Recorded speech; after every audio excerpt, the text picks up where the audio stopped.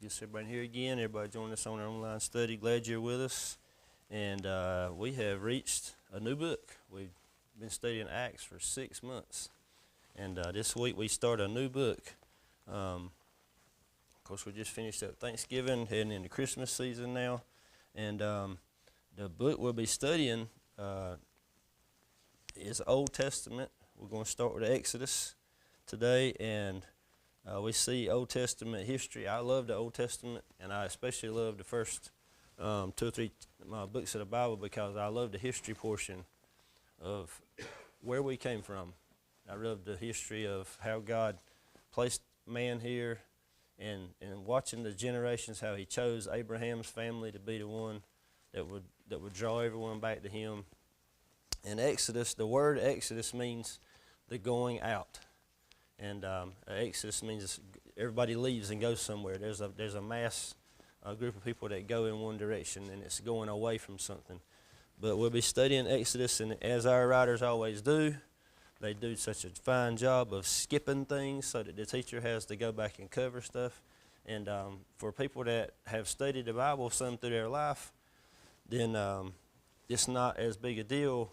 But for people that have not studied the Bible very much, it is a big deal to miss some of those highlights. And so I'm going to, as I usually do, stray off of our lesson book slightly. We're going back in Exodus to chapter 2 is where I'm going to begin at verse 1. But just sort of catch everybody up to where we are. When you finish the book of Genesis, which we studied last year, you wind up at a place where Jacob has had his sons, and Joseph was the one who was thrown into the pit. He was sold to slavery. He goes and he's carried to Egypt to be a slave, and through different events that happen, he winds up in Pharaoh's court, and he winds up having the dreams that lead to Pharaoh giving him complete control of all the food, and he hoards away the food for many years to save people from the famine. And then, of course, his family is invited to come and stay in Egypt. Now, from that point forward, you got to move 400 years to get to Exodus. So it's not, we're flipping the page, but it's actually 4 centuries that go by. And the story of Exodus is a similar, in so many ways, to the story of man, Adam and Eve. Because man was given a gift, a blessing of being with God. And then, of course, through Adam and Eve's sin, they rejected it. And then it's the same story in a way, because man was given a blessing, and he winds up in slavery, and he's going to reject over and over again. As we watch the Israelite nation through all their history, after time and time again, as they cry out to God, and God forgives them and takes them back, and then they reject Him again. And that same thing happens over and over.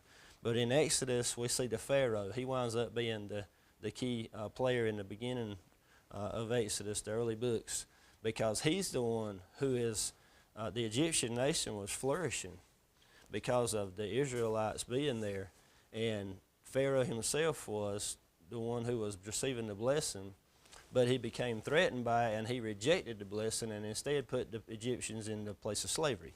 So that 400 years, what happens is the Pharaoh, and when I say Pharaoh, it's not one guy, that's the king. It's a title, like president. And so the Pharaoh who was in control when Joseph was alive has died. The next Pharaoh begins to see the number of Israelites multiply and multiply and multiply. And before long, he looks at it and he goes, wait a minute, there's way more of them than there are of us. And he begins to be threatened by it, and he says, let's put them in hard labor to make sure they understand we run things. And so the Israelites are put into slavery, and you read all about in chapter 1 of that thing. And then he's told, there's way too many of these people. So what I want you to do is start killing the baby boys. If they're baby girls, let them live. If they're baby boys, throw them out. Kill them. And just to make a point of it, in chapter 1, verse 12, the midwives, however, feared God and did not do as the king of Egypt had told them. Now, this is the first reference, not to jump in a political bounce. This is just straight up listening to God. This is the first reference of where in the Bible you see man listening to God and not to other men when it comes to a life. So here these babies are being born, and Pharaoh says, kill them. And these ladies, it says they feared God, and they said, no, sir, we won't do it. And so they found a way around it. And then in verse 20, it says, so God was good to the midwives. So the people that were honoring God in this, they were the ones that were being blessed. Okay, so move forward in chapter 2. And the man that you all have heard of, his name is Moses. He becomes the key player in this story. He is a Levite. What were the Levites known for? Blue jeans. No, that's not right. They were the priests. They would become the priests later on. There was 12 tribes, you remember, and the Levites were chosen to be the priestly tribe. They would be the priests. You got Moses and Aaron would become two of those priests, and then others. But it says in chapter 2 and verse 1, now a man from the family of Levi married a Levite woman. The woman became pregnant and gave birth to a son, and when she saw that he was beautiful, she hid him for 3 months. Now the next several verses, we see Moses' mother's faith just play out. Does anybody know her name? Trivia. Jochebed. That's the one for you. Take that one home. Jochebed is his mother's name. We find this out later, so it's not there for you to see. But anyway, when she saw that he was beautiful, she hid him. Remember, the order from Pharaoh was kill the baby boys. Now, after that whole thing with kill the baby boys and the midwives didn't obey, Pharaoh throws in another one, and it's the last verse of chapter 1. You must throw every son born to the Hebrews into the Nile River. Okay, so the order was if there's a Hebrew boy that was born, you're supposed to throw him in the river and drown him. And here is Moses' mother, Jochebed, she hid him instead. This is extremely dangerous, as you can tell, because she's really sacrificing her life to try to protect her son. But look at the things that she does in faith. She hid him for 3 months. It's hard to hide a screaming baby for 3 months. She does that. But when she could no longer hide him, she got a papyrus basket for him and coated it with asphalt and pitch. Now, in other translations, that basket would also be called in the Greek word ark. Okay, so here's a reference, and I assume you've probably heard before how Noah's ark is a parallel or similarity of Moses in this basket. As long as Moses was in this basket, he was safe, just as people in the ark were safe. The thing was coated with asphalt and pitch so it would float, same as the ark. As long as they were in it, they were fine. So she puts him in this basket. She places the child in it and set it among the reeds by the bank of the Nile. So she had to have faith to hide him for 3 months, one thing. Now she's got to have enough faith in God that this is just going to work out. That she's willing to put him in a basket and float him down the river. I mean, you just got to put yourself in her shoes. I've hid you to save your life. Now I can't hide you anymore. I've got to do something and try to save your life a different way. So she puts him in a basket, floats him in the river. She puts him by the Nile River, and it must be near where they knew Pharaoh's daughter would go, because look in verse 4.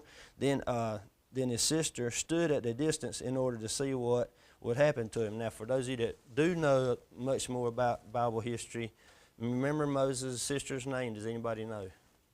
It would come later. You probably know it when she's an adult. You got Moses and Aaron, who was the brother, and there was a sister. Her name was Miriam. Miriam? So here little Miriam is, and we see her and we don't know her name, but it's the first time we see Miriam. So her sister stood at the distance in order to see what would happen, and Pharaoh's daughter went down to bathe at the Nile while her servants' girls walked along the river bank. She saw the basket among the reeds and sent her slave girl, took it, opened it, and saw him, and the child, and there he was, a little boy crying. And here she's got to do something, because her dad has said, throw these boys in the river and drown them. But it says she felt sorry for him and said, this is one of the Hebrew boys. So she's recognized him, and here she is, a lady who understands that this little baby boy has a mother somewhere. It says, then his sister said to Pharaoh's daughter, so Miriam's waiting. Should I go and call a Hebrew woman who is nursing to nurse the boy for you? Go, she says. And so Pharaoh's daughter told her. So the girl went and called the boy's mother. So she goes and gets the mom. This is hopefully working out pretty good. And Pharaoh's daughter says to her, take this child and nurse him for me, and I'll pay you your wages. So the woman took the boy and nursed him. So not only does she get her son back, now she's going to get paid for taking care of him. Wasn't that a good deal? It's worked out great. But now, look at verse 10, and you see the third level of faith in Jochebed. When the child grew older, she brought in to Pharaoh's daughter, and he became her son. So now she gives him away as he's become older. And she named him Moses, because she said, I drew him out of the water. And now Moses is what we read. The word that the Egyptian would, I learned this week, was Moshe. But our language translates it to Moses. But it's Moshe. Okay. So now, in verse 11, Moses is 40 years old. So time has passed. Years later, after Moses has grown up, he went out to his own people and observed their forced labor. He saw an Egyptian striking a Hebrew, one of his people, and looking all around and seeing no one, he struck the Egyptian dead and hid him in the sand. Okay, so Moses is older now, and he has learned somewhere in this time period that he is a Hebrew, because it says he went out to his own people and observed their forced labor. So he goes out and sees the hardships of his people.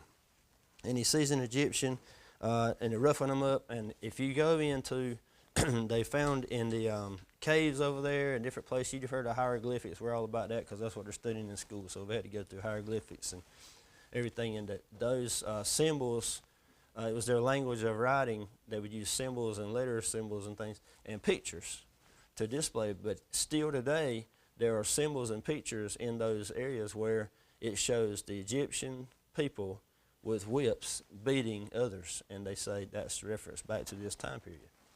So anyway, he goes out and sees one of his people being beaten, and he looks around, sees nobody, thinks nobody's looking, and he kills the Egyptian, and he buries him in the sand. Okay, so the next day he went out and saw the two Hebrews fighting. He asked one in the wrong, why are you attacking your neighbor? And they say, who made you a commander and judge over us? And the man replied, are you planning to kill me as you killed the Egyptians? Uh-oh, somebody knows what he did. And so now he becomes afraid. The next verse there. Then Moses became afraid and thought, what I did is certainly known. And when Pharaoh heard about this, he tried to kill Moses. But Moses fled from Pharaoh and went to live in the land of Midian. Now Midian was a good distance away, and it was wilderness country. There wasn't much there. But Moses fled there and to Pharaoh, went to the land of Midian, and sat down by a well. So I'll point this out. Assuming we have time, we'll get into this a little more later. But I hope we start to see some similarities between Moses and Jesus. Because Moses is come out to see his people in struggle and tries to help. And here you can see how just the same story as Jesus sees us in struggle and wants to help us. Okay, so anyway, verse 16, he goes to this. He's in Midian. The priest of the Midian had 7 daughters. They come out to draw water. They fill their troughs to water their father's flock. And then some shepherds arrived and drove them away. But Moses came to their rescue and watered their flock. But when they returned to their father Ruel, he asked, why have you come back so quickly? They answered, an Egyptian rescued us from the shepherds. He even drew water for us and watered the flock. So where is he? He asked his daughters, why then did you leave the man behind? Invite him to eat dinner. So he says, Egyptian men don't come out here much. Go get the guy. He helped you. Go bring him back.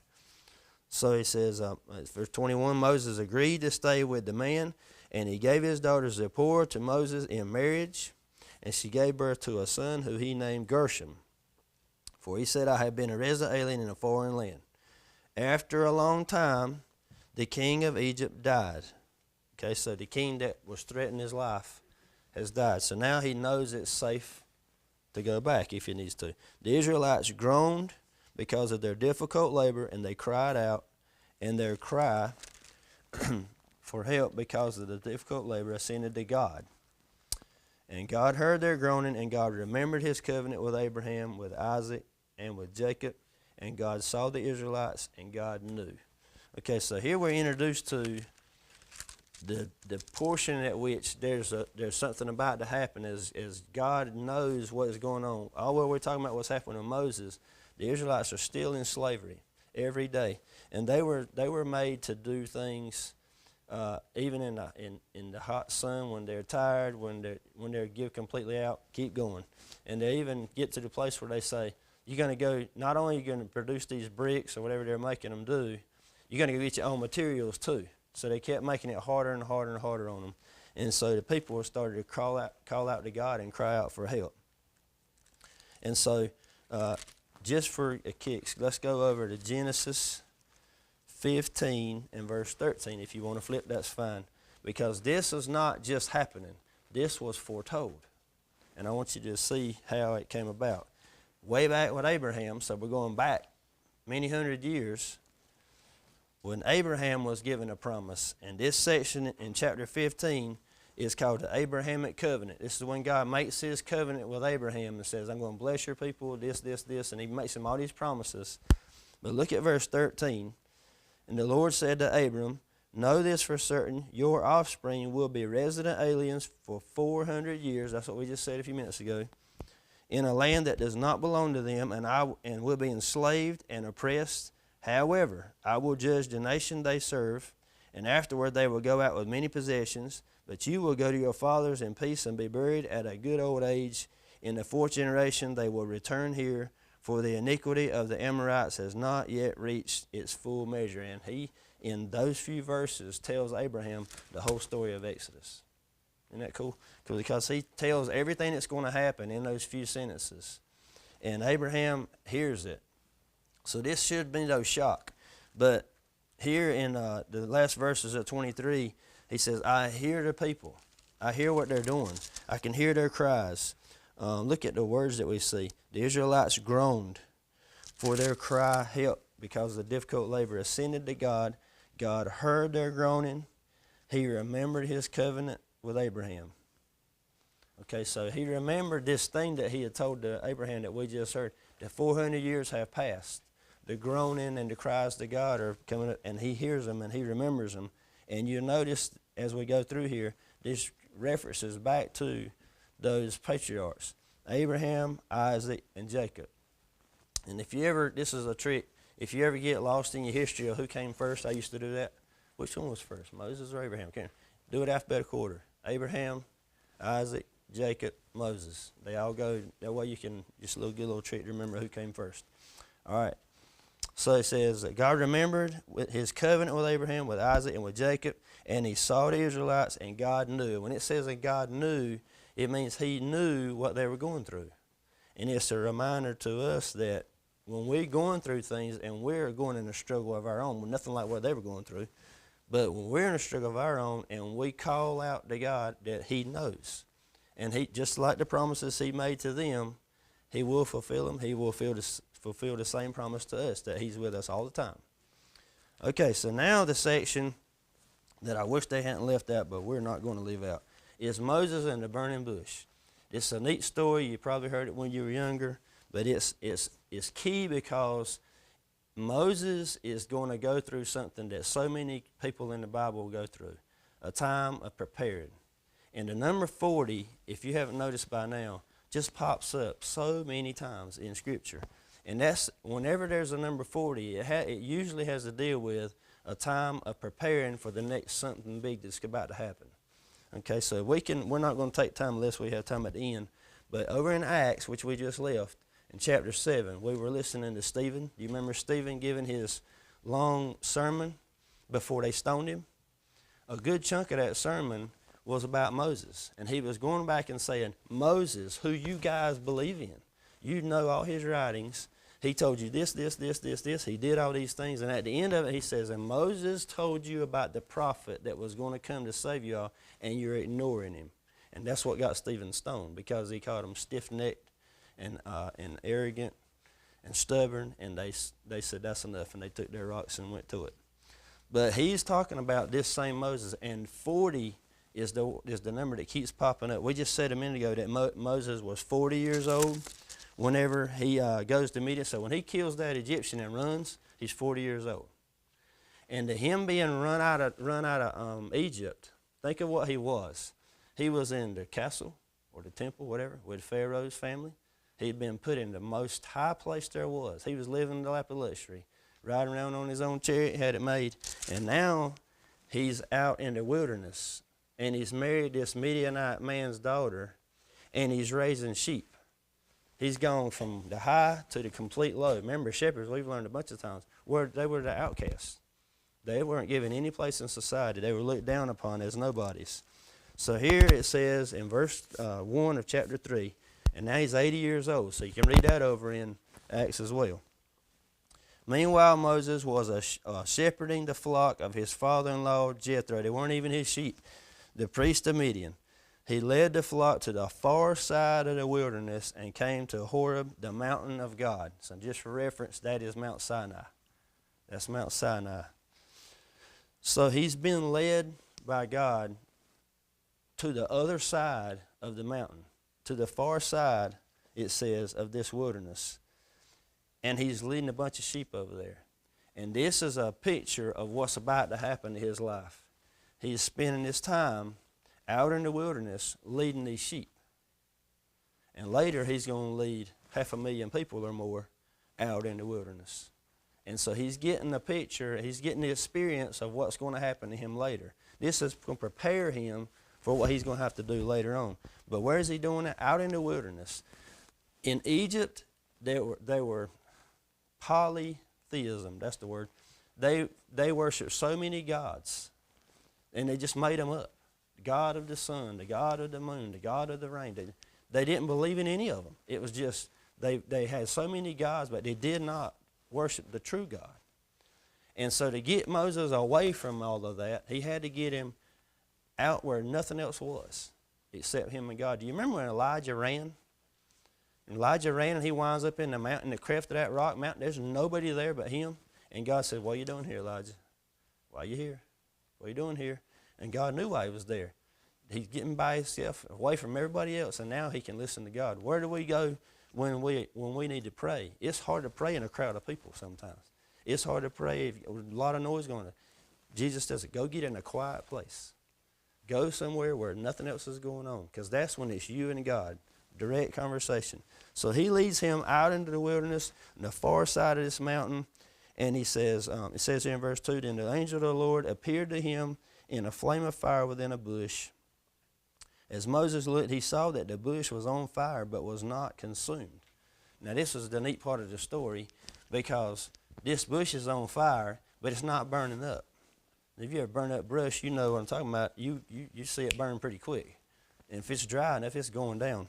So he's watching this bush on fire, but it's not being burned up. We don't have time to go into it, but there's a reference there this week to that being a picture of Jesus Christ on the cross, because the bush that was referenced here was probably called an acacia bush, and it was loaded up with thorns.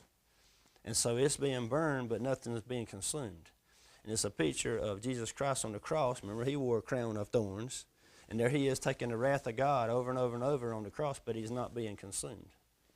He's going to die a physical death, yes, but he's not killed forever because he's fully God and fully man, and so he's going to overcome it. Just like this bush is being burned but not being consumed. It still exists. So anyway, it says he looks at the thing and he says, I must go over and look at this remarkable sight. Why isn't the bush burning up? This was to get his attention. That's what it is. And we can go deeper and deeper in what the symbolism is, but it's to get his attention. You see a bush that's not burning up, you say, Judah, why is that thing not burning up? I'm going to go see what's going on here. And so he goes over to see it. Verse 4, when the Lord saw that he had gone over to look, God called out to him from the bush, Moses, Moses, calls him 2 times. Moses, Moses. If you hear a bush start talking to you, you think you're crazy or something big's going on. So he says, here I am. And that's exactly what I would say too. There's obviously something is up. And so he says, here I am. That's the thing to say when God calls you. You say, here I am. Don't reject. So, verse 5, do not come closer, he said. Remove the sandals from your feet, for the place where you are standing is holy ground. And then he continued, I am the God of your father, the God of Abraham, the God of Isaac, and the God of Jacob. And Moses hid his face because he was afraid to look at God. And Moses in that moment realizes, I'm in the presence of God Almighty. I'm in the presence of the Lord. And he says to him, you are standing on holy ground. When you come to this place where you're with me, don't treat it like dirt anywhere else. It's a special, special place. Just like when we come in here to our sanctuary, when we come in here, it's different from me walking into my house. This is a different place. It's a place where I say, I come to speak with God, to worship God. We set it aside just for Him. When they were giving instructions on the tabernacle, which is later on from this story, they're giving those specific instructions so that they would understand how serious it was to be near God. And so when God gives them the tabernacle, it was an attempt, and it still is today. I'm going to make a place that's so close to you that I can be with you, even though I'm not with you in person. Okay, so God was with Adam and Eve in person, and then all of a sudden He's not, because He kicked them out of the Garden of Eden. But the tabernacle was made so that they would understand, you're as close to me as I can get without me being with you. And this is the same thing. He says, you're near me now. Take off your sandals. You're on holy ground. He says, and then He gives them the reminder, I'm the God of your father. It goes through Abraham, Isaac, Jacob. This is a reminder to him. Remember the promises that I made to your forefathers. Remember the promise I made. That promise still exists, and he understands what that means, and it says he hides his face. So verse 7, then the Lord said, I have observed the misery of my people in Egypt, and have heard them crying out because of their oppressors, and I know about their suffering. So look at the things that comes in there. Jesus or God says, I have seen, I have heard, and I know. Okay, now we read later when Jesus in the book of John, when he says, just as Moses, in the days of Moses, he says, I am. And look at what happens here, and he says, here he says, I was in the days of Moses. So this man, whoever is talking to him from this bush, this is Jesus. This is the Lord. And he says, I've seen, I've heard, and I know. And he said, and I have come down to rescue them from the power of the Egyptians, and to bring them from that land to a good and spacious land, a land flowing with milk and honey. Okay, so just look at that picture and recognize how many parallels there are from Moses and Jesus here. I mean, the Lord here in this bush and Jesus Christ to saying the same thing. He says, I have come down to rescue. And what did God do with Jesus? He sent him down to earth to rescue us. He saw, he heard, he knew. And he says, and I have come down. So Moses didn't have to go anywhere. The Lord says, I've come down to you to rescue. And he says, I'm going to rescue from the power of the Egyptians. And he says, I'm going to send them to a good and spacious land. Okay, and when Jesus comes down to earth, he comes to rescue us. He offers an exodus for us. Our exodus is salvation. And it makes us a path for escape from the eternal wrath of hell. And we're going to go to the good and spacious land that we know as heaven. It's our eternal reward. See the parallels that jump in here in this story. So he says, a land flowing with milk and honey. And then he starts naming this land, the territory of the Canaanites, the Hittites, the Amorites, the Perizzites, the Hivites, the Jebusites, and they left out the termites. But they're all in there. But this land is being occupied by all these people that are not God's chosen people. But it says, so because the Israelites' cry for help has come to me, and I have also seen the way the Egyptians are oppressing them, therefore go, I'm sending you to Pharaoh. So before I get too far, it's been asked one time before, why did God wait for all those people, all those ites we read about? Why did he wait 400 years before he would lead them out? And I think it's because two things were happening. It was the Israelites realizing that they needed a Savior. They needed somebody to rescue them and redeem them. Okay? Rescue them from their slavery, from their horrible life. But rescue them and understand that they needed somebody to lead them back to God. Okay? But then also, think about it, because they were there with all the foreign gods too. But then also, it was to give all these nations time to make their peace with God as well. He waited 400 years for all those nations to honor God, and they never did. And so after the time was up, he said, that's it. They've been given their time, and now it's time for me to lead my people out, and they're going to go to this land. But they've had all those years to get to honor God as well, and they didn't do it. So it says, because the Israelites' cry has come, I've seen the way the Egyptians oppress them, this is enough. And he promised Abraham, after 400 years, he was going to go get them. The 400 years has passed, done. And so now he says, go, I am sending you to Pharaoh so that you may lead my people, the Israelites, out of Egypt. So Moses right here, he says, well, you know, who's going to do this? I'm sending you. Is it me or you? And God would say, well, yeah, both of us. You're going to go, and I'm going with you. So he says in verse 11, Moses asked God, who am I that I should go to Pharaoh and that I should bring the Israelites out of Egypt? So here Moses has gone. Look at his change. He was with Pharaoh's family in the temple or the castle. He was large and in charge up there, remember? And now here he is 80 years later, and he's saying, well, who am I to do that? I'm not worthy of going to speak to Pharaoh. I don't have no power. And he's trying to weasel out of this thing. I don't have what it takes. And he is, you see his backing away from everything. And you look at that same story, I thought of some other people that did the same thing. Think about Jonah, whenever God told him to go to Nineveh, and he's like, no way, jumps in a boat and heads off and winds up in a fish's mouth or whale's mouth, whatever. Different ones, people that had second chances when they said, I can't do it. And then God used them anyway. Mark, we just talked about Mark not too long ago. When he was going to go, Paul was going to use him, and he turned his back on him. And then later, Peter's like, no, you need to stick with Mark. And then later, Paul uses him, so he gets a second chance. But then, of course, Moses here, he says, no, I'm not the one to do this. Who am I to do this? So verse 12, and he says, I will certainly be with you, and this will be a sign to you that I am the one who sent you.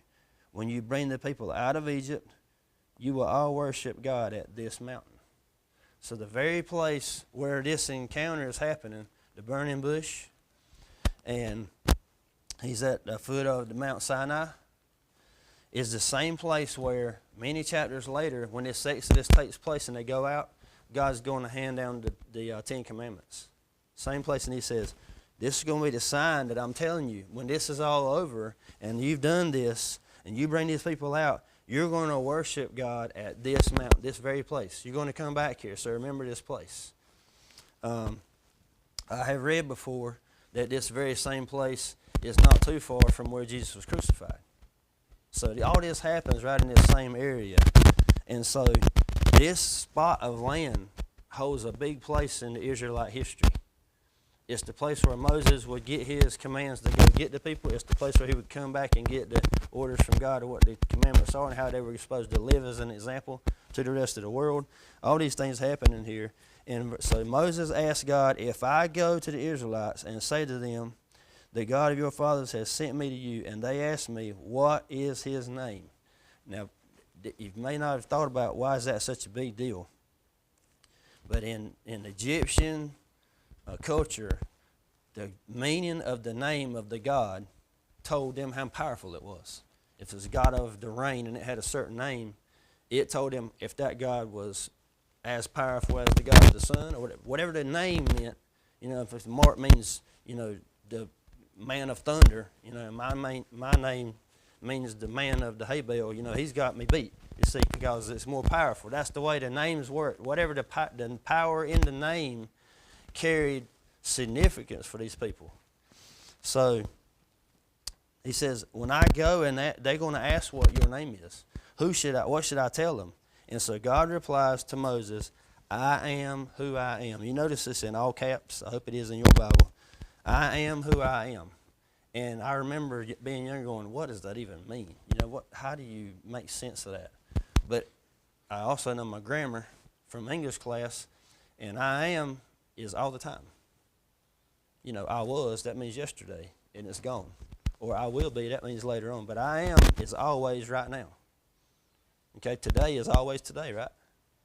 I mean, 3 weeks from now when we stand and say, that's today, because it's going to be today then. This I am is existence. There's no ending. There's no beginning. It's existence. And so it says, I am. Man, I got to move. All right. So it says, this is what you're to tell the Israelites. I am sent me to you. God also said to Moses, say this to the Israelites because, the Lord, the God of your fathers, the God of Abraham, the God of Isaac, and the God of Jacob has sent me to you This is my name forever. Now, when they would hear that, what's going to beat that? What's going to beat this is my name forever? I am. I'm always. And he's going to say, the God of your fathers, Abraham, Isaac, Jacob. And he's going to remind them. Those reminders mean something to those people because they understood who their forefathers were. The reason they were there is because of Abraham, Isaac, and Jacob to begin with, and then Joseph, of course. So there he says, go and assemble the elders, and we're going to stop right there. But look at the word I am. Now, we don't have time to do it, but go over to John when you get home sometime this week and just start about chapter 7 or 8 and find the number of times that you see I am. Because if you remember we went through the things that Jesus said he was, I am the bread of life, I am the good shepherd, I am the vine. Remember that? I am the way, the truth, and the life. And he keeps using I am. And when the Roman soldiers come to get him, they say, are you the God of so-and-so? Are you the one? And what does he say? I am. And so he uses this. So this is the place where Moses, though, understands he is being prepared for something big. And without him being removed from his cushy situation and put in the wilderness to be prepared for this time, he would not be ready. And we don't have time to hit the examples, but others are Paul. Paul was a Pharisee. I'll just hit this last one. He was a Pharisee, served in the Sadducean court. Remember this, the Sanhedrin? All this power he had. But he's on the way to go to Damascus to persecute some more Christians, and out on a desert road is where he was changed. And he was humbled, and he was knocked down. And when you're blind, you might as well be in the wilderness. And he couldn't see. But he had to be put in a place where he was calling out to God and needing him in order to be prepared to be something better. So I heard one man say this week, just closing up, he said, Moses was something when he was in Pharaoh's court. But he had to be removed to a place where he was nothing so that God could make him into a real something. Because when he was in Pharaoh's court, he was just a son-in-law. He was just an adopted son. But now he's going to go back and he's really something because he's God's messenger. So this is where this starts. Go back and read some more. Read all the things you can there about Moses. But he is being changed and prepared to be the real leader. He's really one of the most incredible people in the Bible that we'll study. So hopefully we'll get a lot out of this as we go through. So now he's getting prepared to go back. He's got to go face Pharaoh. That'll be next. Questions, comments?